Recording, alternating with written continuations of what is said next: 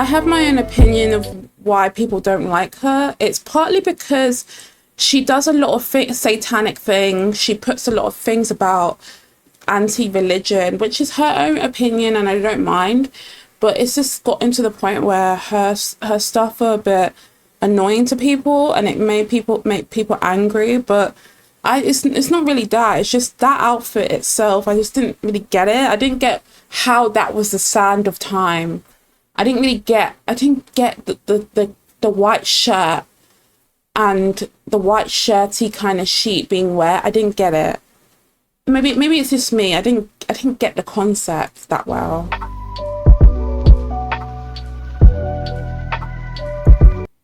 This is what I'm saying. This outfit, and she's so beautiful. Like, I'm not even joking. When she was posing and they were saying, move your head, I was like, she doesn't even need to fucking move her head.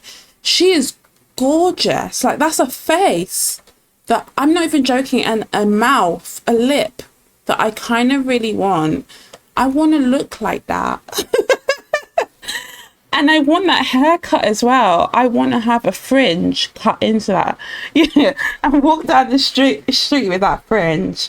I know it looks funny because it's like a side parting, a curtain fringe, but fucking hell, she was gorgeous. Hello everybody, my name is Luke Marr and this is Hot Mode, and today on Hot Mode we're getting into your Met Gala 2024 fashion roast and review part 1. Yes, this is only part 1. We have a lot of looks to discuss, so buckle up, buttercups. I'm gonna be honest, when the Met Gala live stream ended, I thought, haha, this is a good one. It was a joke. No, it wasn't. Underwhelmed is maybe a little bit of an under-exaggeration. I thought that there was gonna be a delivering in terms of the Garden of Time, the idea. The Garden of Time? Why is she wearing the white shirt that's wet? I just didn't get it. Like, my head, I kept on thinking maybe it was a conceptual idea, but I couldn't get it. My brain wasn't clicking to it. And I was like, if someone came to my Met Gala like that, I would say, was there a music video you were shooting and you couldn't be bothered to dress up? Like, I would ask the designers what this was. And I don't think anyone could really fully ask Doja Cat what that was, because I couldn't get it. It wasn't clicking. Of florals, the idea of time, from the same name as the 1962 short story English novelist J.G. Ballard, in which counts of his wife temporarily stave off a mob by clipping a timed flower from their garden, capable of turning back the clock and reversing the horde's progression. So I would say it would roughly be like something kind of about time, about, you could do Alice in the Wonderland, about how Mad Hatter, he had like his own obsession with time. You could talk about how when Alice was going through the portal and how she was going through the door, time was progressing without her. You could talk about time traveling. I don't know what some of these people thought the Garden of Time was. Maybe the book had something to do with a white shirt being wet. So plants and clocks, like, yeah, basically. But when about how none of them actually used a clock or any form of time measurement. But sand was really good, because if you've ever used the sand, those sand glasses jars where you can turn them upside down and it's worth like 1 minute, how much sand drops out of it. Yeah, that's sand. That's a sand of time. That's an element of time. That's how they measurement time. Or like, I was quite shocked that no one used a moon, or moon is also another way of checking the time. There was things that I thought was kind of interesting, like people didn't touch on certain topics that I would touch. But the flower is really interesting, how many of them picked flowers, sand, dirt, and then I can see the little vine at the end, the little plant at the end, like how long that plant is, and there's no cuts in the plant. It's just a really long plant going up. I really liked it, and I love how the fabric is kind of like, you know, those potato sacks. You know those potato sacks where like people go into their garden and they have those potato sacks, and they're kind of that material. If you see the little like suit, it's like a potato sack on it. I love it, and I love the little checkered wear here. This is kind of like how they are in certain parts of the UK, where they kind of have like Scotland, where they actually take agriculture seriously, and it's their culture and their heritage to protect their land. So it is a beautifulness in this, and I think the beauty is really in how the outfit is. I think this is a top men outfit. I think as a man, he's really nailed the outfit so well that I cannot say that the outfit looks bad. I'm gonna be truthful. As a basketball player who looks the way he does, to have the simplicity and to be able to execute its simplicity, I think he did it and he nailed it, because a lot of people would go overboard and you would miss the concept very fast. Like Ariana Grande, when she went overboard and started putting birthstones and stuff like that, I think she missed the concept very quickly, and the concept started to be missing in what she was doing. I have Chloe Sevigny, and she is wearing this one, I get it. It kind of looks like a Tudor era.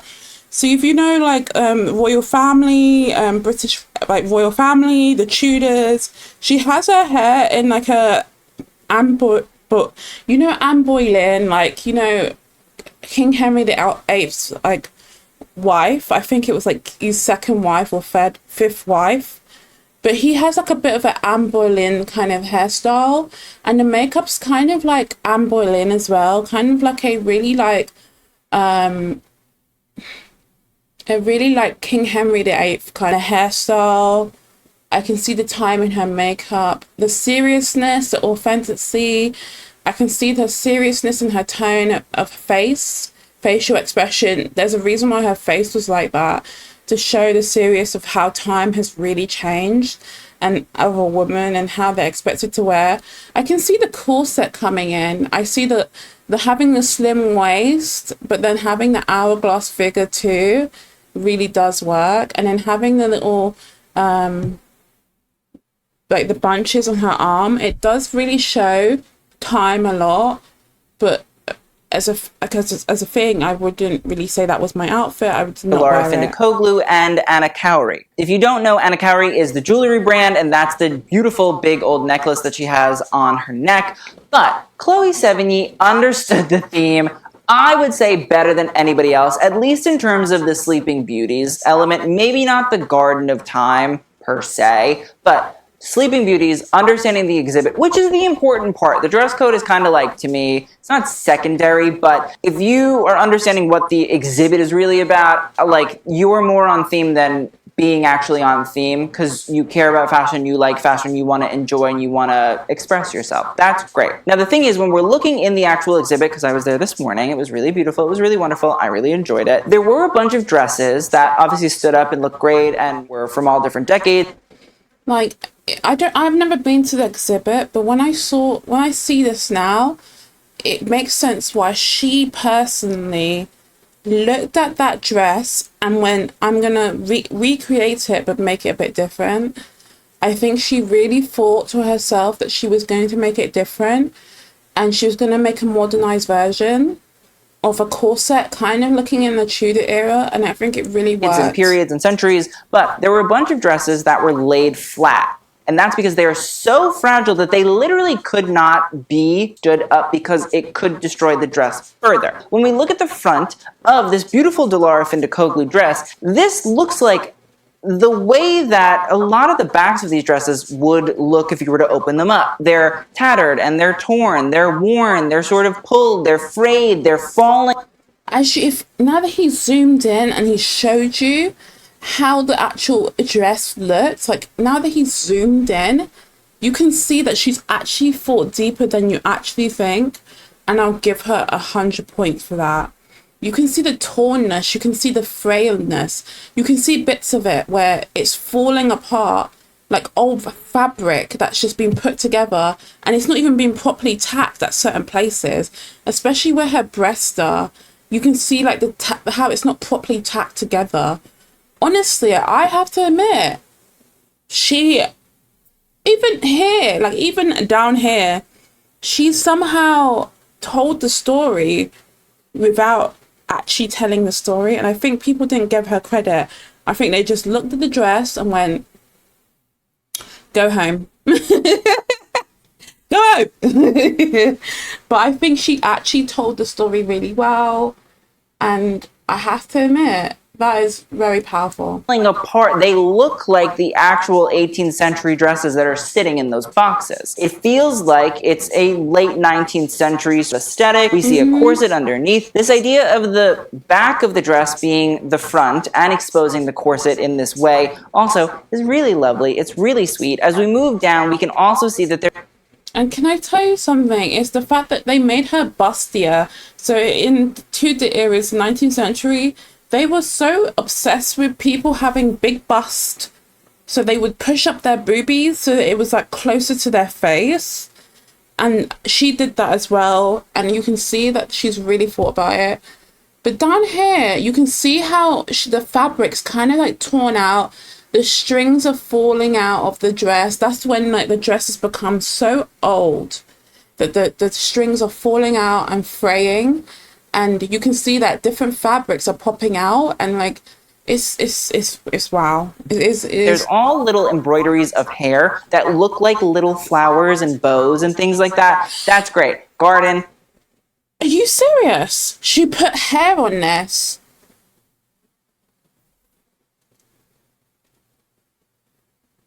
I think that was beautiful. I'm gonna tear up. I think I think she told the story really well. I looked at that at first, and didn't I say that looked terrible? But now that I look back at it and I see the hair, it's kind of like as time grew, her hair started to grow and grow and grow, that she braided it and put it on the bottom of her dress. That is gorgeous. And she even braided the hair into a bow. I can't. I'm gonna cry. I'm actually gonna I'm gonna full on cry because I thought that was so beautiful.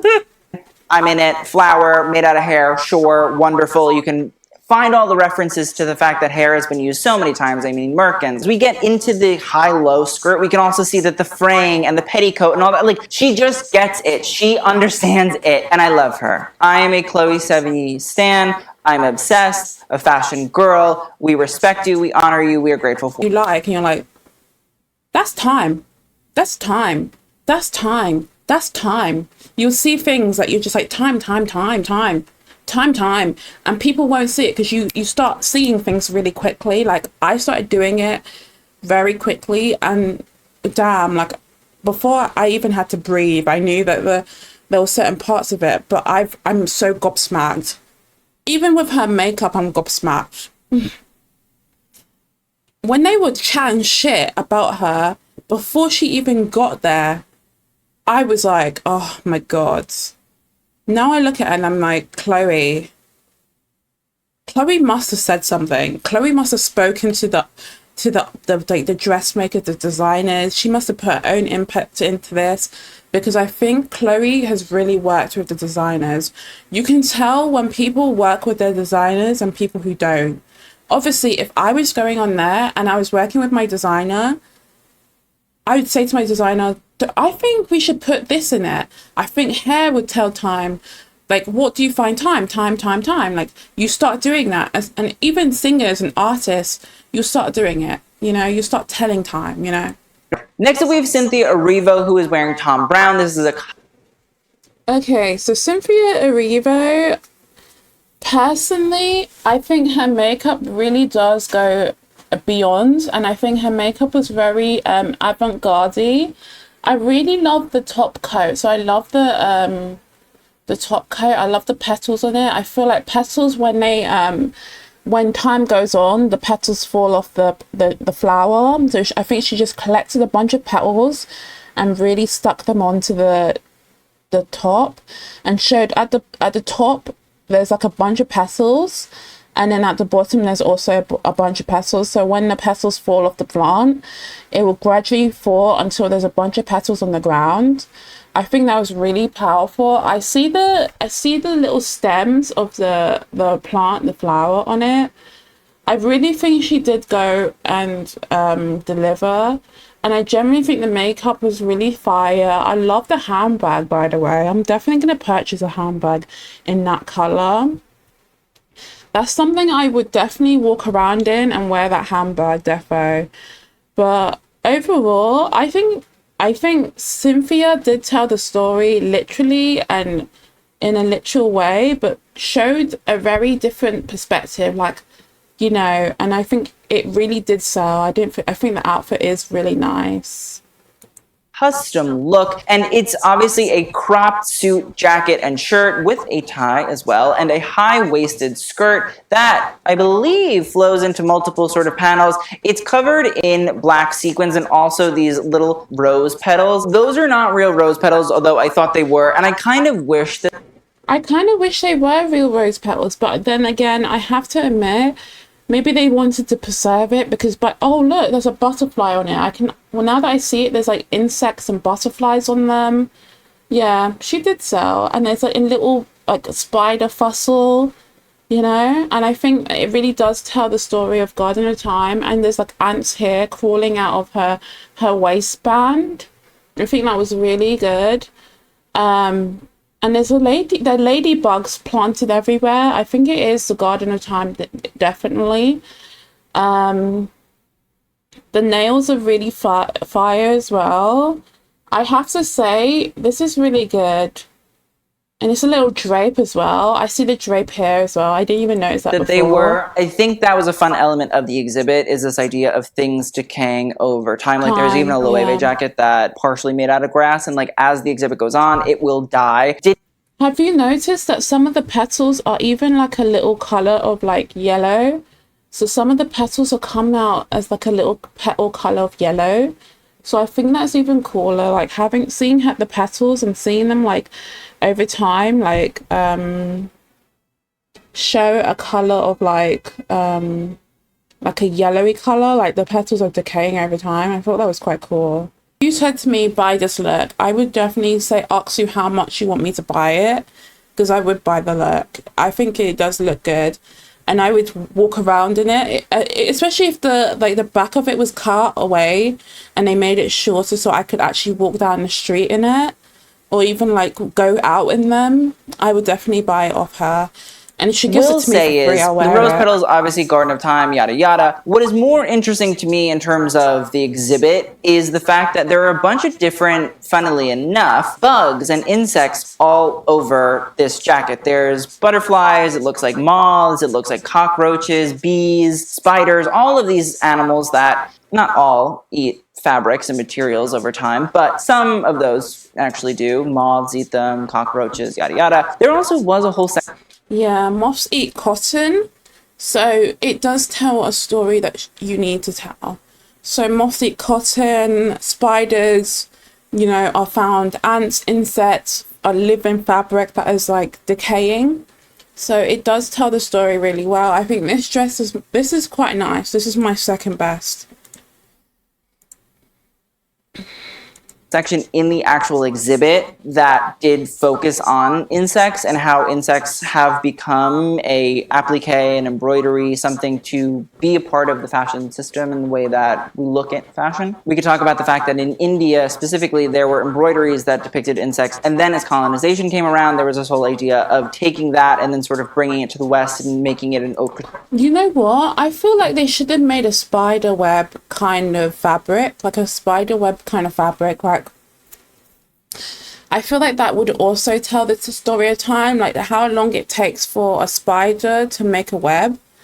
I feel like that would be Garden of Time as well. Yeah. So The Greatest Showman, that person who sings, I'm not afraid of do-do-do. Fly away. You know that person, and she has like ginger hair. I think she really does remind me of that person, and I think she was telling that story. I don't think it's disappointing. The high bust, I think it was quite good, but don't know. I want to hear the Winning story. actress, might I add. And she I is love wearing custom it. Gap. Now, I know that's really crazy, but if you did not know, Fly Zach Posen, away. who we all know, who we They all love, is say actually the creative director now of no. Gap. Dress Davine, I love the dress. It was also really nice to like hear her talk about the dress and be like, I love this. Like, he understands it. Normally, I have to like give notes to designers about what I think will work and what I think won't for my body. And she's like, no, I'm good. And I was like, icon. This full look, obviously full of beautiful seams. I love the neckline. I love the big sleeves. I also Remember, she's a very big woman, and that actually sold. Like, if I looked like her, I wouldn't be upset. I think she really sold the outfit, and I think she really sold love this it. skirt. I know, or I believe that this skirt is actually detachable. The line work, obviously inspired by the late Charles James, who is the inspiration to Zach and was one of the great designers of the 20th century. But Charles James was also very much so inspired by the 19th century. So garden time part we can 100% see. Referencing yada yada, check. Okay, cool. What I will say I was a little disappointed in is that the denim used was using like Gap jean denim. I wish though that they had found vintage pairs of Gap jeans. Okay, now I see what he's saying though. I feel like there's different textures of jeans, different colors. I think the jeans now see I can see what the jeans kind of tell you the story of. As time goes, jeans change their color as well. So as you wear the jean, it wears out. It looks worn. As you can see, the jeans all look a bit worn a bit at certain areas. Certain areas of the jeans are quite warm. But I felt like maybe use vintage ones. You could probably find some vintage jeans that have been worn and that need to be thrown away and just put them together into this dress, and you would get a much more better feel to the dress. But overall, he is, yeah, And Gap denim and had used that. I think that would have yeah. been cooler. I think it would have sort of brought in this idea of dead stock fabric. It would have brought in this idea of sustainability. It would have also very much so brought in this idea of like I felt like the designer would have got several brownie points for the design. I think the designer would have won definitely if they had put vintage jeans and into the clothing. I think they would have got brownie points for sustainability. They would have told a story about, ecosystem, helping the environment. I think this is really an environmental change about how fashion can help the environment, how we can help the environment by making sure that fashion is, sustainable, that we're using the stuff, the fabric that we had beforehand to make our new fashion. We're being more creative, but we're using previously worn clothes, recycled material to make our fashion. Now that I look at that tinfoil one, I think that one was quite smart.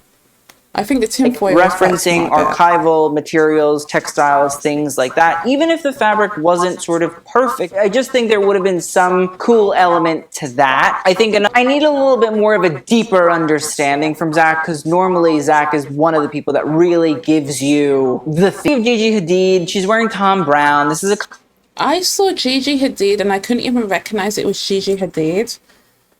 And this is the thing, I couldn't even recognize Gigi Hadid. Like, she looked like a whole different person.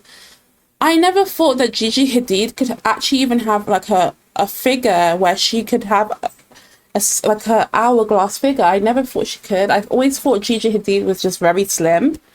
But when I saw this and I saw her makeup, I thought she was fire. I thought her makeup was cute. The red lip was cute. I genuinely thought Gigi Hadid looked really pretty. I like the flower. I love how it's kind of like a flower and it's like a little petal. It's like I can't describe it. It's like the bottom of her dress is like a petal. It's kind of like a little flower. That is how it's been scrunched together. It's kind of really pretty. I would be really scared to get red lipstick near that. I would. But I really love it. I love how her dress is. I think it's really pretty. And I really think that Brownie has really stuck out. I think he really showed me his brand because I've never seen him before. I've never heard of this brand.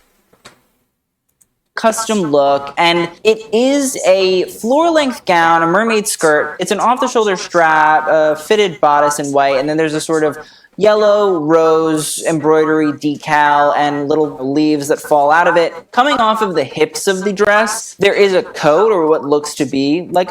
I didn't even notice this jacket, but if you can see the hips, you can see a jacket on there. I didn't even notice it at first. I think that's quite good. A white coat. I thought that was quite smart. A white coat. I thought that was really smart. I thought it was really like, damn, like a white coat.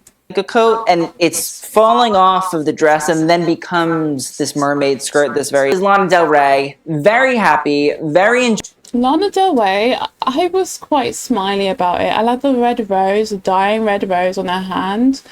I just love the little plants, the little like twigs there. I just loved it. I thought the twigs, like the aging of the twigs, you can see they loved it as well. They were flabbergasted, so they took loads of photos. Lana Del Rey is the epitome of beautiful princess. Like, she is generally a really good artist. Her music always tells the story the right way, and she is young and beautiful. So enjoyable. Lana Del Rey has come back. She said, listen, I once delivered an iconic moment in 2018. Let me do it again. It's this beautiful branch beige dress, and then let me tell you something. The way she looks in 2024 compared to 2018, she's really grown up and she looks so fucking stunning. Her hair looks good. Her face looks good. She's stunning.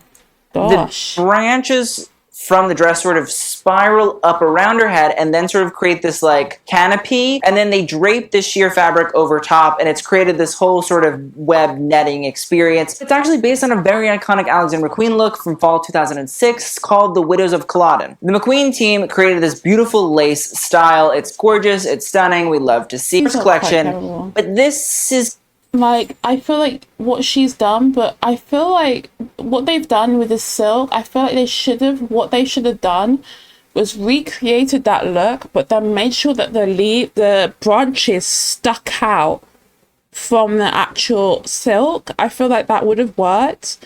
I felt like that could have made it fire, but you know, I have to admit the actual branches and the actual sticks inside it is better than having like fake resin or plastic. It's giving me hope. Sean, if you're watching, proud of you, babe. This is good. Mm-hmm. I like the fact that instead of going for the lace and the antlers, Sean is making it a little bit of his own and also getting into the theme. I love these thorny brambles, this embroidery. Like, it feels harsh, it feels spiky, it feels dead, it's macabre. Is kind of not only an I feel like it really tells the story really well. It really does tell the story really well. Yeah, the dead rose in her hand. I think she's really like, yeah, I think they really wanted to put their name back out there again, because it is embarrassing when a fashion brand gets slammed for their fall or what they release. It is embarrassing, so it can make people feel like angry or feel like upset about it, and it can make people feel like I need to do better next time to avoid that happening to me again. You know what I mean?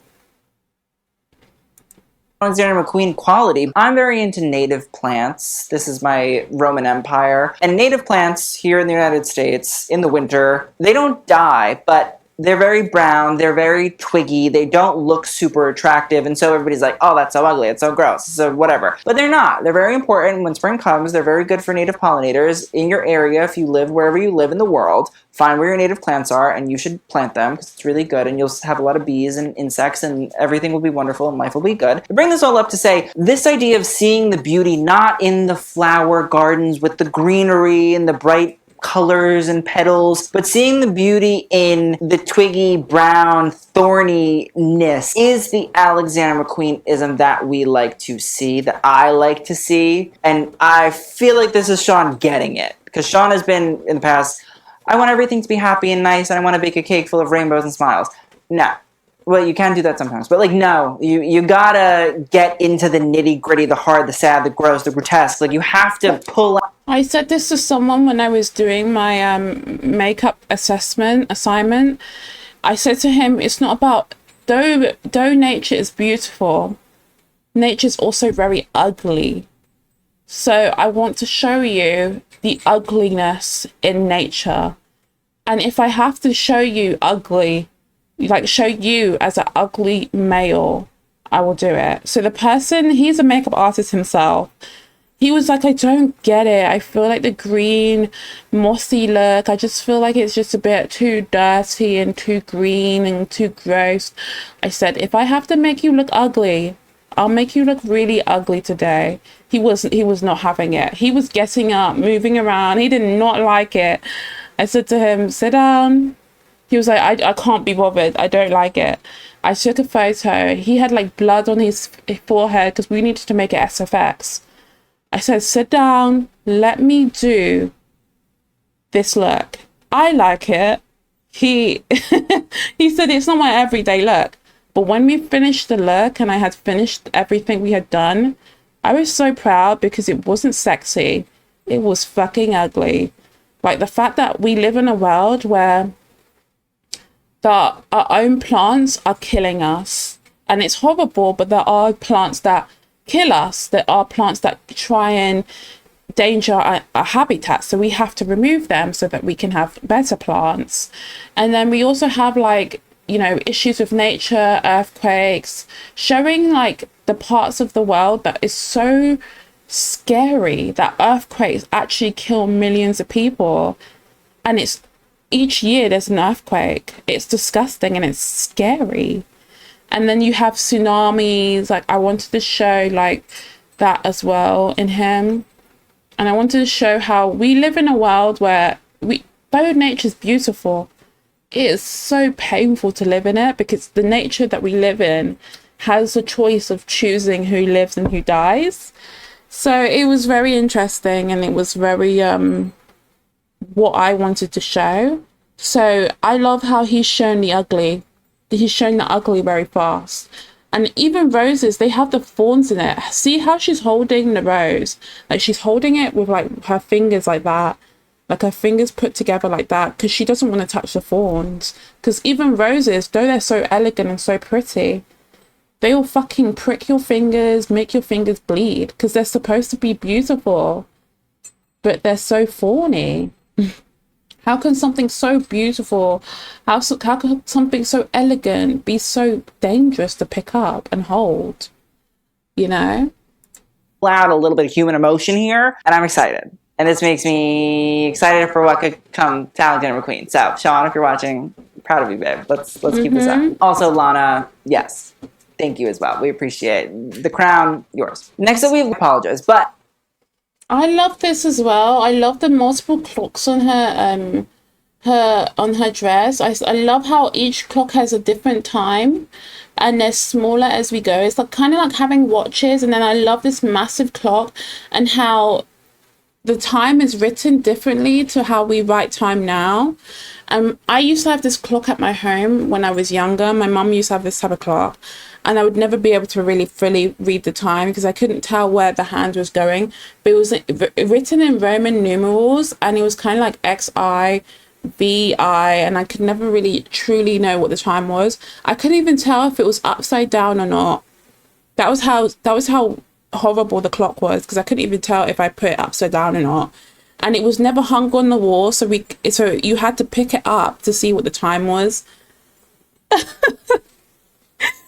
Now I look at it and I'm like,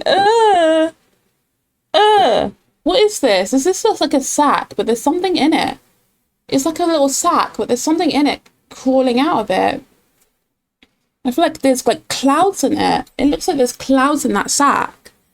Thought the sack was okay. I love the concept of time, how time is written in different ways. I feel like, you know, she could have changed the times so she could put numbers on some of these clocks. I don't know if she did. She could put numbers on them. She could have a digital clock on there. Don't What I know. do know is that she's wearing this brand called Krishabana. She did it.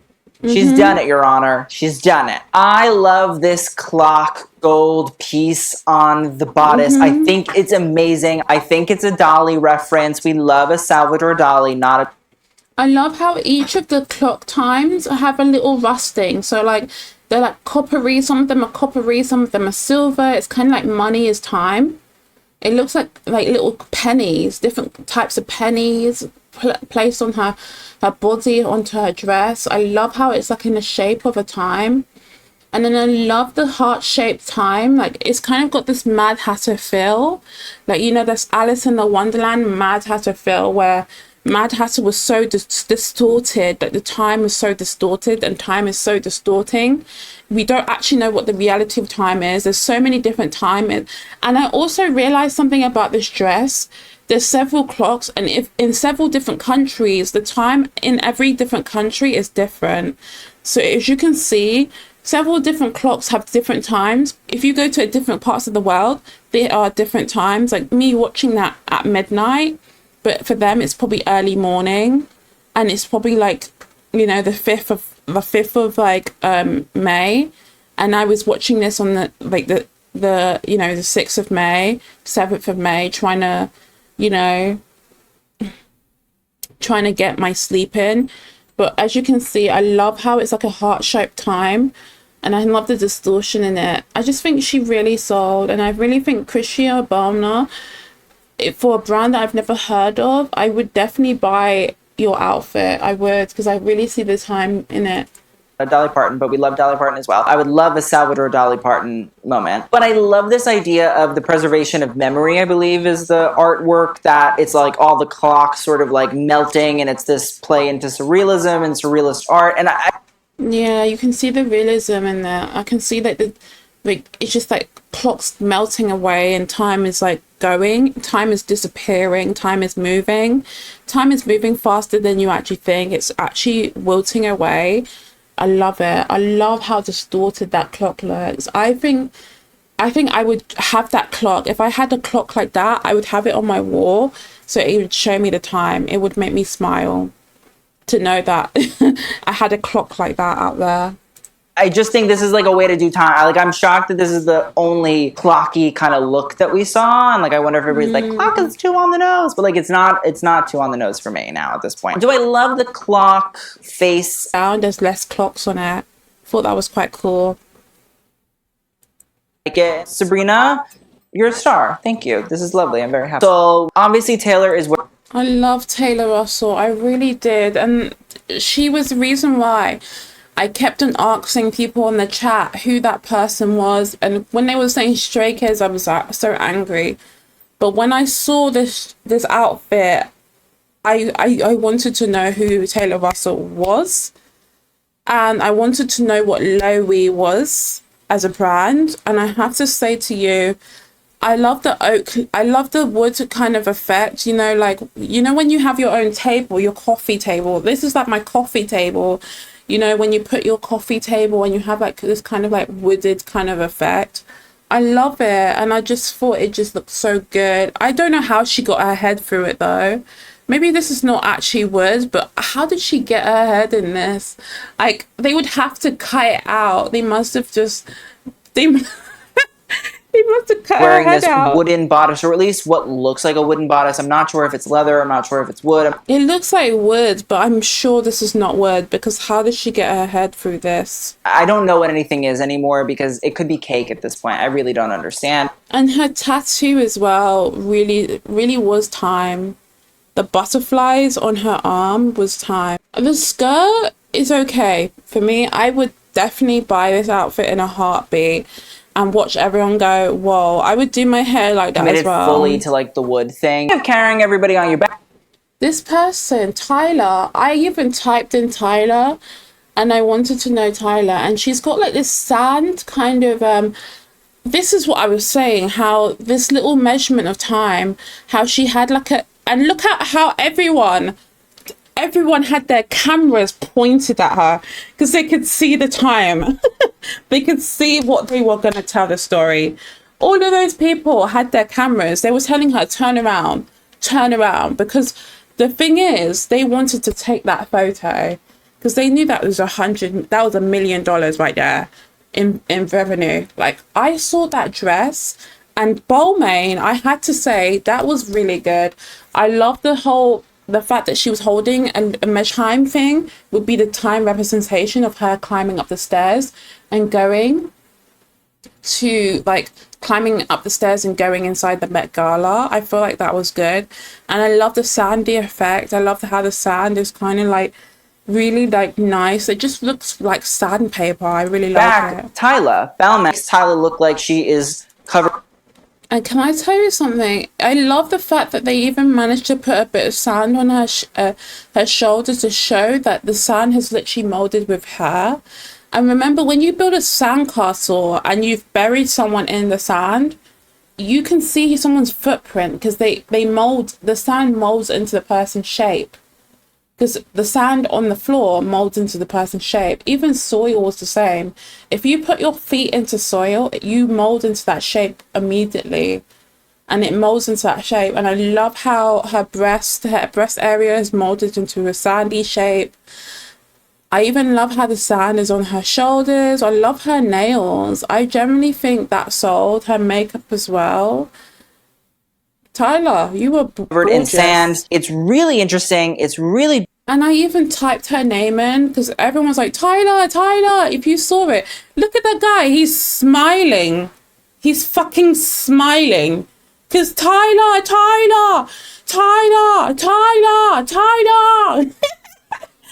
I looked at it and I was like, I didn't even have to ask who that person was. I typed it in. I was like, Tyler. And I found out that she was a singer. She's 22 and she's from South Africa. I thought Sands of Time. That makes sense. And Yeah. I didn't even look at the hourglass bag that she was carrying. I saw the dress and I saw the little piece of makeup that looks like sand on her shoulder. And I said Sands of Time. And I think that was kind of what I was looking at when it came to the theme of the Garden of Time, is that you don't have to just do floral. If you look close at the bottom, you can see the cracks in the sand. So you can see the cracks on the bottom of her dress. You can see little cracks in the like little cracks, little dents in certain areas of the dress. Oh, so pretty, so nice. Like, you could look at time as a concept and sort of play on that as well, and it didn't feel like a lot of people did it. And I know this is the last part of the night. Zendaya, when I saw her come out, my mind quickly said Vivienne Westwood. I felt like this was very Vivienne Westwood style. Like, I love the different weird colors. I found the punkiness in her makeup. This is something I actually planned and drawed out for myself. And then when I see the makeup on her, this looks like the makeup I just done on Friday on a girl. It looks like that, like the eyebrows. Except when I look closer at her eyebrows, it looks like she's blocked out her eyebrows a bit to create that effect. I had drawn on eyebrows on the person, but when I look at it, and if I was given her as a client and I had done my makeup on her, I think if they had said, okay, that's what you're going to use at Met Gala, I would say, wow, because that looks like what I did on Friday, where I was given a topic of Vivienne Westwood and I did my research and everything, and I tried to recreate Vivienne Westwood's, like, what she would wear and based on her outfits. That makeup, when I saw it, I automatically went onto the chat on the Vogue live stream, and I was like, the makeup looks so similar to something I've done. And I was like quick to jump onto it. I was like, I did this on Friday for my assessment. I had planned this weeks ago. Why does this look like something I've done? Why did this look like Vivienne Westwood's outfit? Like, I don't know. And then I love the berries. I love the dyeing of the berries. How the berries are like like unripened, like the ripening of the berries as well on her arm, and on her waistband. I love it. I love the satin work.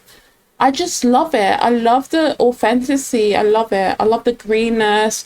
I love the changes in color as well. I think if you said to Maison Margiela, I think because you were given a fashion icon, he was given a fashion icon such as Zendaya to fulfill. And Zendaya is someone who is in the fashion industry, and she's not like Gigi Hadid or Bella Hadid, who is like constantly on the runway. She is someone who, you know, everyone knows who this person is. She's an actor, she's a singer, and she's also a model. So you have to make sure you tell her story really well, because she's very big on the stage. She's very big every year.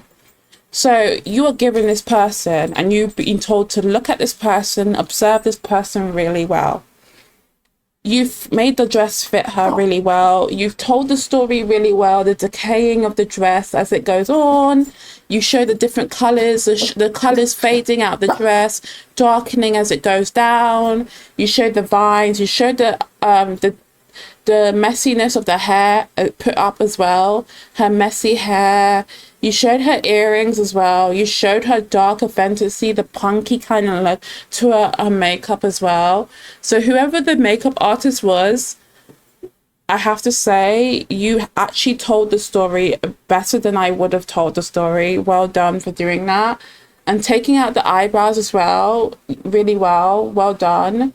You can't even see any, like, you can see a bit of the eyebrow, but it's not as bad as you think it would be. The black nails on a Christian Dior look by John Galliano himself, who's also the creative director of Margiela now, from the spring 1999 Haute Couture show. And that is the surrealism show. Remember the time that like Celine Dion wore that backwards blazer style? This look is based on a look from the same show. And what we can see from that runway is there was a dress full of stripes and a sash, and very much so inspired by apparently the 1930s and things like that. But there were grapes and movements and a wine glass. But at the same time, I believe the same collection that John Galliano did for his spring 1999 John Galliano collection was also based on a little bit of Bacchus, and Bacchus, if you don't know, was the god of wine. I feel like there was a little bit of play through between both of those collections, although obviously the look is inspired by this whole little moment. What I'm going to say is I think the color scheme is a little tough. It's the blue and the green, in my opinion, that I just don't think really... If you see closer, I love how he's gotten closer to the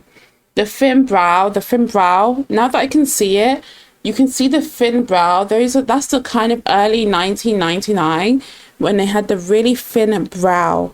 So the person's obviously blocked out the brow, and they did it so well that even in the camera light, you can't really see the residue of the brow.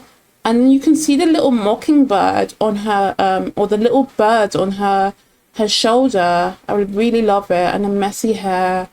And I love the little, like, it's like a fishnet on top of her head, like draping over her head. I really love it. I love the time feeling. I love the olding. Like, this is kind of something I really like. I like this kind of fashion, and I like this kind of makeup. Works well together. The lip is something that is, I have to say, the lip is so flawless. That she has a really cute cupid's bow. Her lips is not like mine where it's quite like bigger. She has a very cute lip. So yeah. I also think it's a little bit tough with like the horsehair being blue and then green, and then when you look at the little leaves on her, I think the leaves are quite good. Like having a bit of textured leaves there. Like the shades, I also feel like are not super complementary. So not only do they, I have to disagree. I think the color scheme was really well done. I think it was different from everyone else.